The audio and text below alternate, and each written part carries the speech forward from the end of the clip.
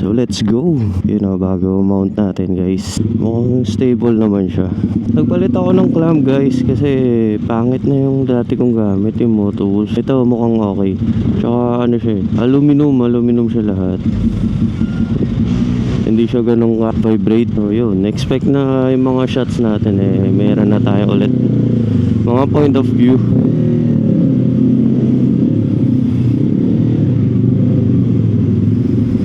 Kaya pala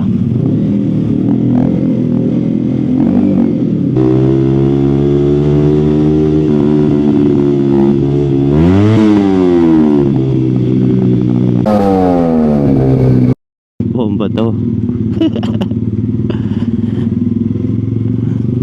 Ayun, next time CP3, CP4 na to.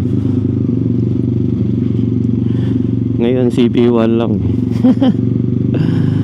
Ay, version 3 Aerox. Ganda. Ganda rin.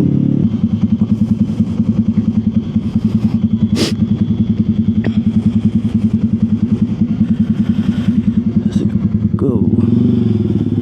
Wait lang, nilipat ko lang. So maganda dito guys sa Telesin mount natin. Ang dali ilipat-lipat, di ba? So kanina nandito siya sa left.